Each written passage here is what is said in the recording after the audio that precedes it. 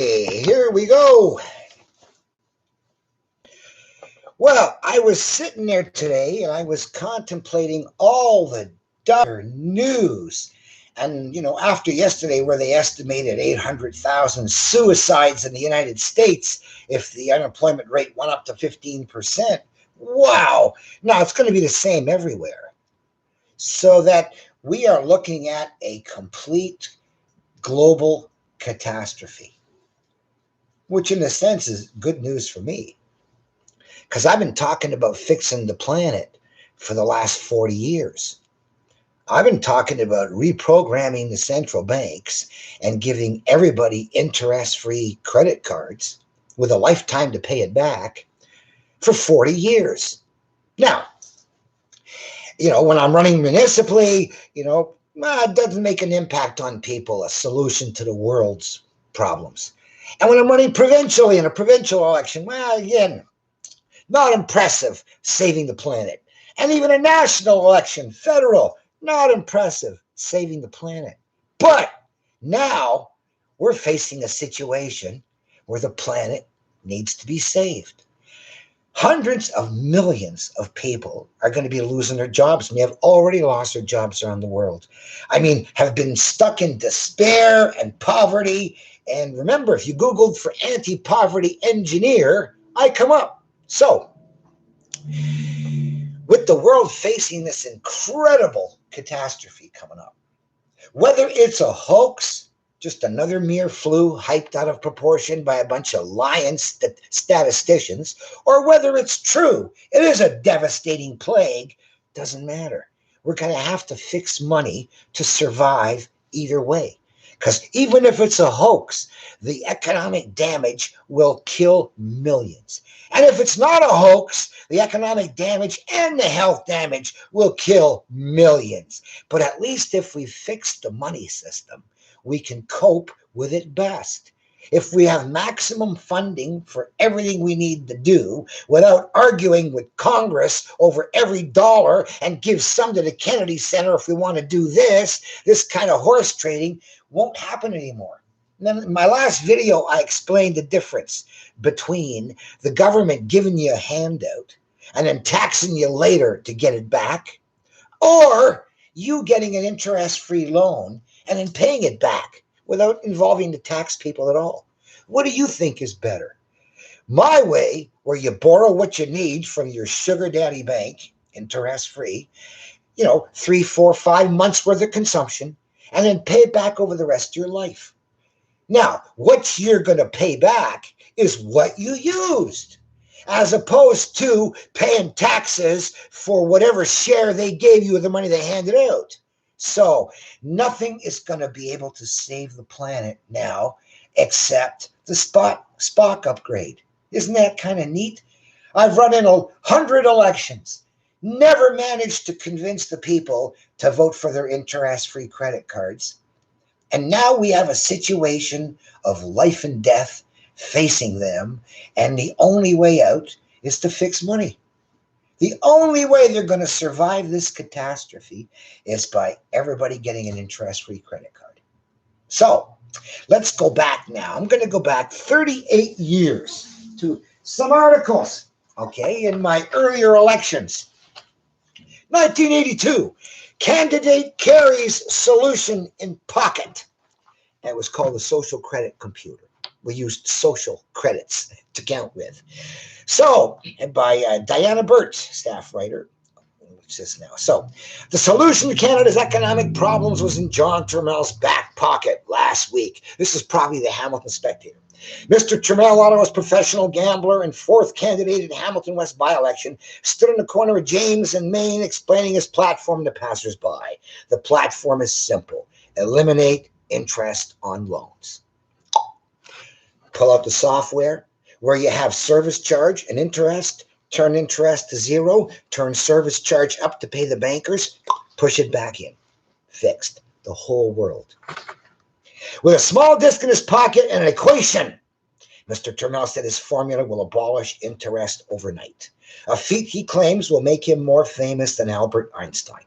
Look, I came up with the equation for how many guys get knocked out of the game because of the interest rates and get their watches, their collateral seized because of the interest rates. So my equation tells you how many guys get unemployed and how many guys get their stuff grabbed, foreclosed on, resulting in less product backing up the chips, not more chips chasing the products. That's my equation. Now, what's more important to the history of mankind? The guy who ended poverty or the guy who came up with the equation linking energy and mass? Okay, energy and mass was neat, but nothing in utility compared to how we can abolish interest rates and why it works. Mr. Turmel is no newcomer to Hamilton. 2 years ago, he placed last in the mayoral race. What? I wasn't in the mayoral race. It was probably the federal by-election. Undaunted, he's back, this time with the equation behind his philosophy, the Christian credit program. I said credits could only be Christian when there's no usury. Credits could also be only Muslim with no usury. And credits could only be Jewish, Israeli from the Old Testament with no usury. So yeah, the point is lots of different credits had no usury. And it'll destroy the usury banking system, the greatest sin in the world. When you go check my other videos at smartestman.ca/KOTP for King of the Paupers, I got videos going back 10 years on how you can save yourselves. You know, too bad so few people watch them. So credit should be issued based on human ability. In other words, the guy who can build a bigger machine ought to be able to borrow more steel. Not on collateral. If I'm better than the next guy, but ability is based on collateral, and if I have none, I don't get the credit. That's unfair and stupid. People are losing their homes, their farms because of interest. In those days, the interest rates were 20% in Canada. You can't even imagine the destruction that was going on and the millions being in despair and poverty during the Pierre Trudeau 22% high interest rate days. So with my system, there's no interest. Why should there be interest? Why do we have to pay back money we never borrowed?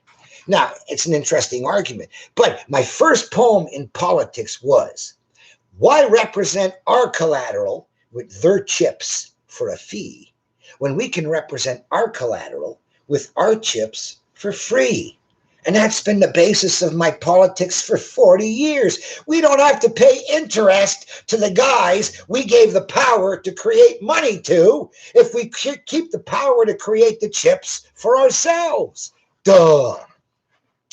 2 years ago, Mr. Turmel told the banks he would be taking down the system. Well, I've been at it for the last 40 more years, but anyway, this will be the major revolution in history, and it will. Jesus, Nehemiah, lots of great saints and heroes of the past fought interest rates. Okay, people are being conned.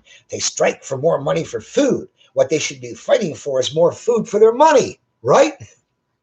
The politicians don't know what to do. History will prove that I have the answer. And guess what? Now, with the world collapsing in front of your eyes, John the engineer's interest-free software is the answer for the whole world. Another article, any bets? This was from the Spectator again. John thinks he has the right formula. So the Hamilton West by-election got its fourth candidate. Ottawa's professional gambler and convicted gambler, John Turmel, indicated he'll try and grab the vacant provincial seat again. 2 years ago, the 31-year-old graduate engineer failed to convince voters that his platform was the soundest of all. Just couldn't convince them that an interest-free credit card would do them good if they heard. He finished last. Get that? You cannot believe how many times the guy offering to reprogram the bank to give them interest-free credit cards was rejected by the voters. You can think. Now, they didn't know it was being offered. Okay, the media hid it from them, but that's not the point. They should have found out. Undaunted by that political setback and others before, Independent John, or the engineer, as his white hard hat reminds, is back. Only this time his philosophy has an equation behind it and proves the workability of his idea, the elimination of interest. He opened his campaign on that street, and this is natural territory.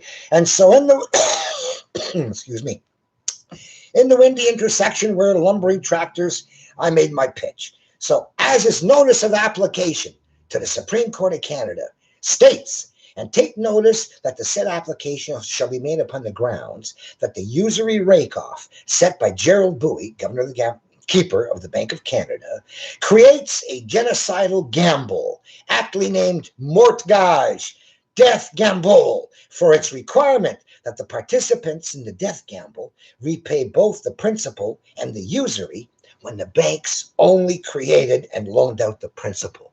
Got it? You can't pay 11 when they only printed 10.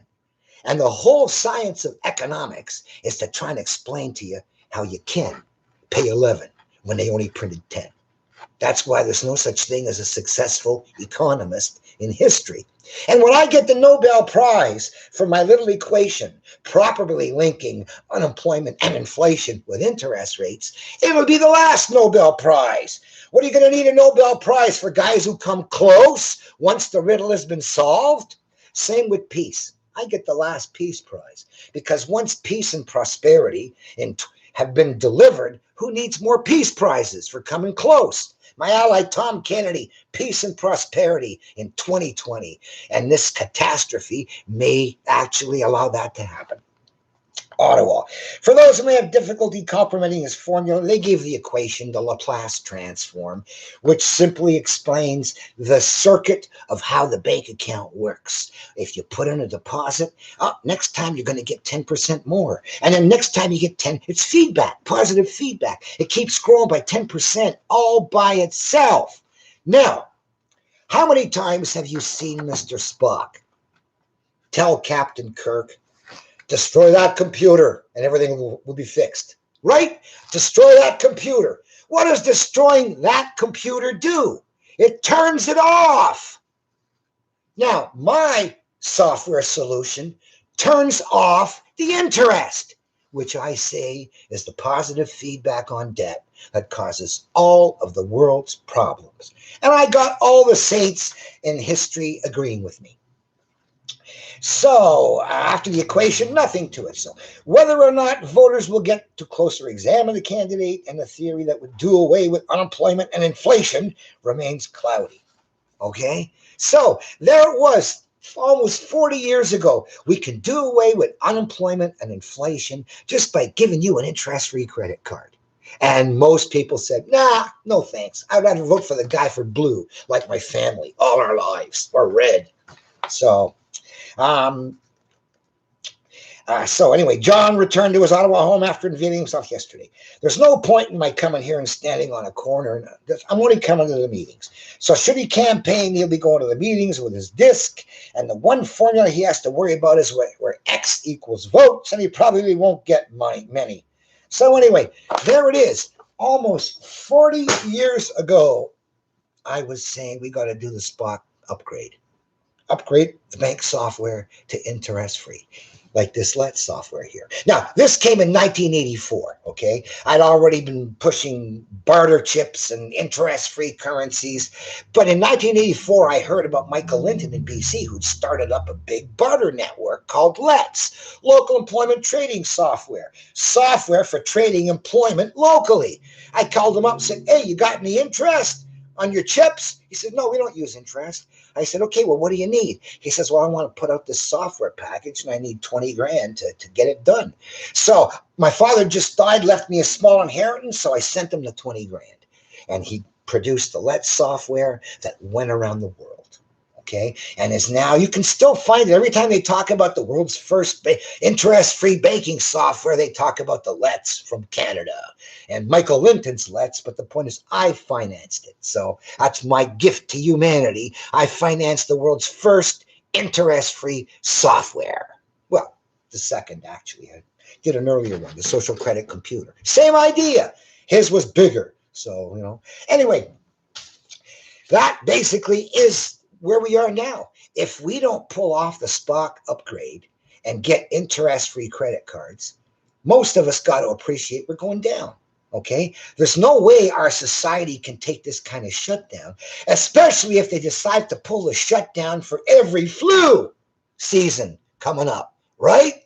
Hey, if we can cut the deaths from the corona flu down to only 10,000 when it would have been 50, well, we can cut the 50,000 influenza deaths down to 10,000 if we self-distance and we shut down for next flu season too, right?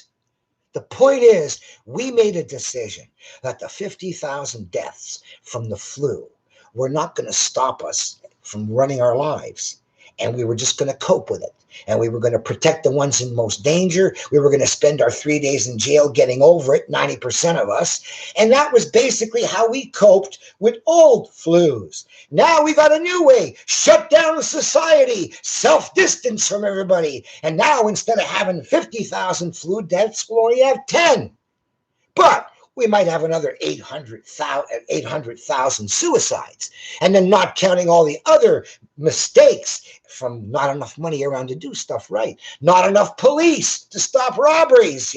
Let's face it, once the food riots start, you might have a freezer full, but how long is that going to last when some hungry neighbors come a checking, right? So, yeah, this is horror time on the verge of happening.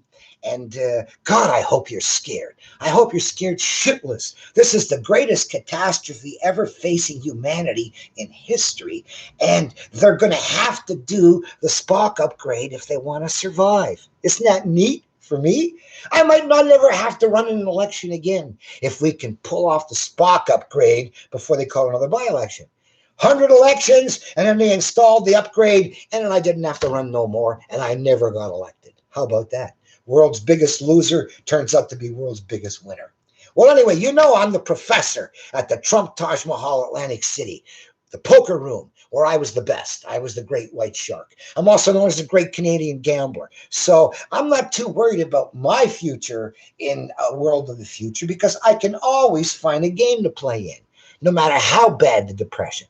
But geez, if you can't find somewhere to flip burgers, what are you going to do?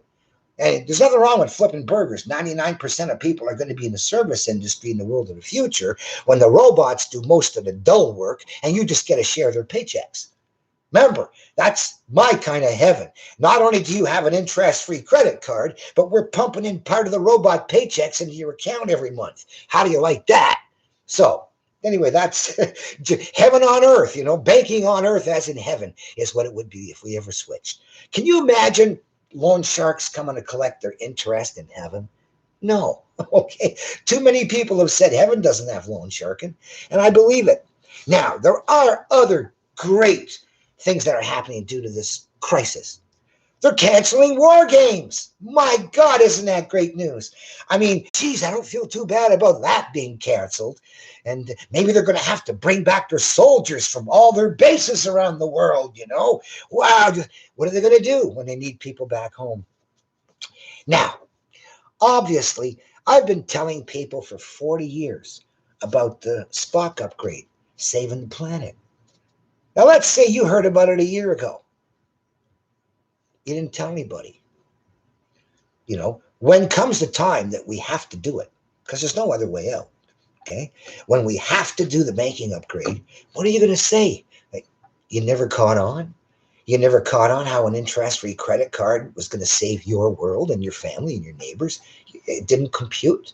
Or are you going to come up with some excuse like, oh, yeah, but one guy and screaming in the wilderness, I can't vote for him, he's not going to win. And I want to vote for the winner so I can say I'm a winner because this is like a horse race. Do you understand that in politics, they always make it sound like a horse race because they're trying to get the gambler vote? There are people who think that they're trying to pick the winner. Got it? And therefore, the guy they see with the most signs, they want to pick on him. And if he wins, they go, hey, I won. Even though the guy then rips them off with the next legislation and takes away their cash. So, now, one quick other point. You hear about these people who are banning the trans from the girls' games because they say it's not fair. And they don't have to ban the previous guys from playing. It doesn't have to be a ban. Look the problem is the XYs, the Ys are a little too strong to take on the XXs. So rather than say we're going to ban all XYs from these games, why don't you say we're going to restrict these games to XXs and not ban anybody?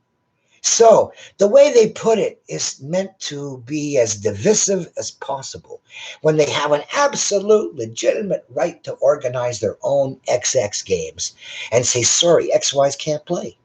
We're not banning you. We're just saying you don't qualify for an XX game. So they want to try out the XYs, fine. That's no problem there at all. So it just goes to show how, in general, the people in charge are never, almost ever, doing it best. Where they could be having no headaches at all by saying these are only XX games from now on. They got to get and say, we're banning XYs, so the XYs can then say, let's go to court and fight over being treated prejudicially. You're not being treated prejudicially if you don't qualify for their rules. So anyway, it's just another thing that bothers me. Now, back to the people who didn't spread the word. I am banned by Disqus, DISQUS, which is a platform used by tens of thousands of sites. So you might be able to thank the guys at Disqus if you never saw one of my comments on one of the articles you were reading, talking about how the Spock upgrade could have fixed this problem. Now, you'll see it at my Facebook page where I pass along copies of the articles I comment on. But the people at those sites on a Disqus platform, they cannot see anything I write. So they have these censors who work above the lowly sites where they make a lot of noise if somebody banned me from their site. But Disqus banning you from all sites doesn't even make the news. So just understand that someday I would love you to go up and find some guy who worked at Disqus and say, hey, why did you guys decide not to let the guy pushing the Spock upgrade be heard? I'd like to know. And did you ever estimate how many people might have ended up dead because it didn't happen sooner? Remember, I'm the person who came up with the K-slab. If you go to smartestman.ca/SCC3, it has my 3 cases to the Supreme Court on usury. And in the last one, I explained the death curve. I said, if you got a conveyor belt of death and people are falling off into abyss at a regular rate, and you have the power to press the off button, if you press it, well, the belt still has momentum and you're still going to lose some people before it stops. That's the same thing as if you turn on credit and now all the starving kids in the world have food, access to credit. All right? So, but you're still going to have some guys who won't be able to use their credit cards tomorrow and are still going to starve. So there are some who just won't make it. I call them the X slab under the curve, okay?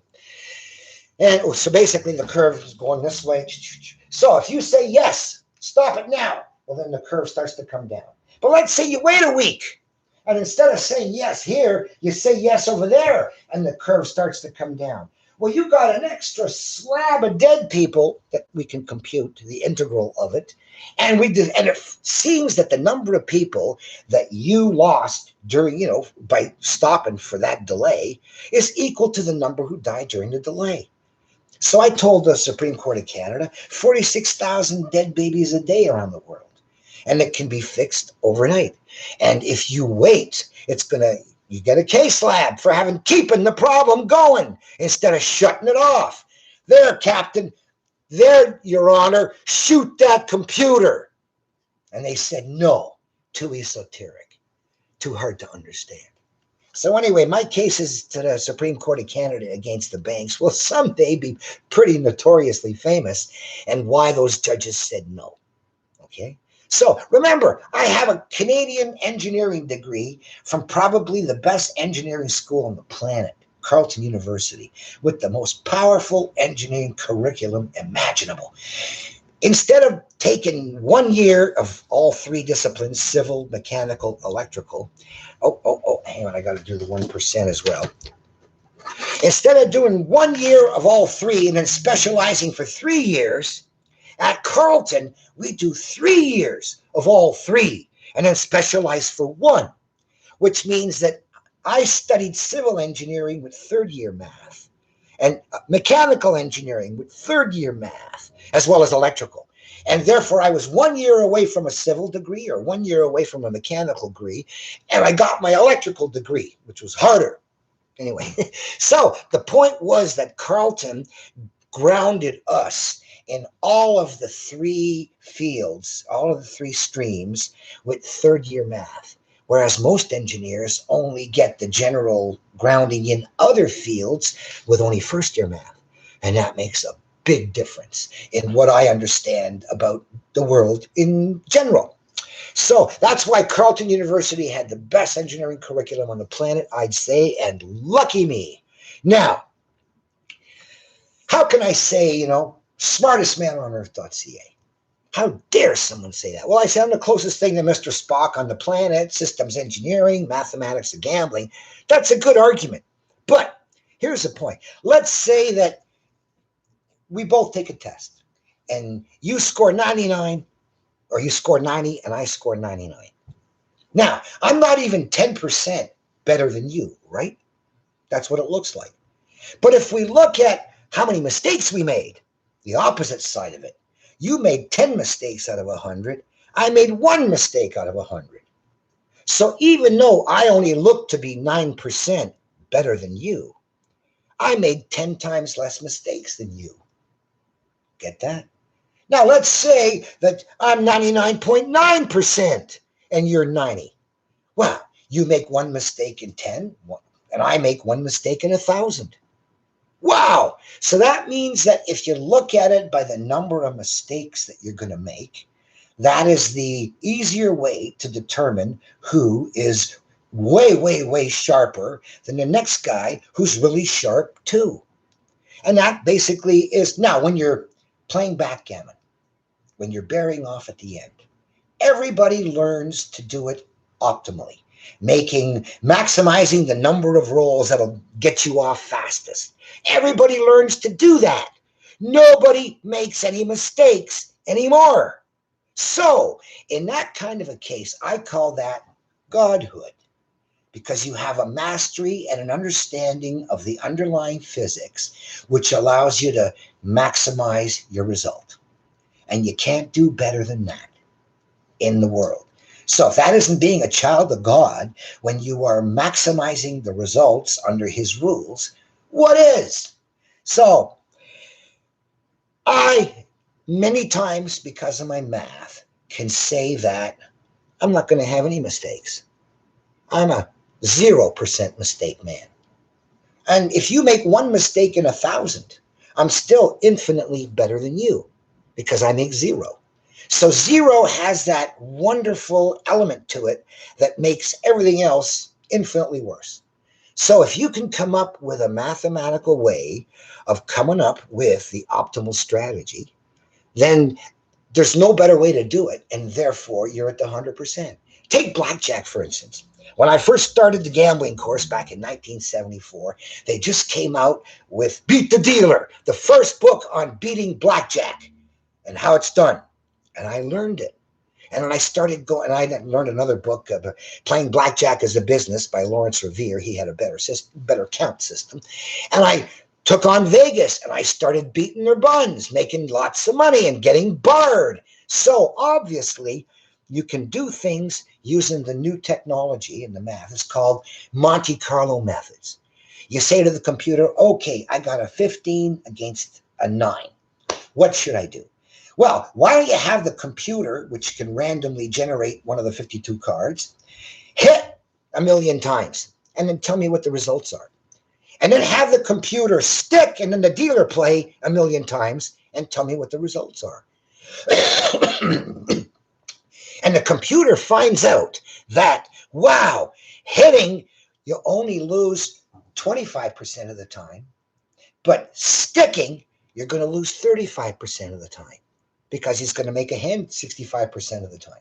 So you're better off by hitting than by sticking. So the computer has determined what's the best thing to do in that situation. And then they did it for all the other situations too. And that became your basic strategy. And against 1 deck, you could have an advantage.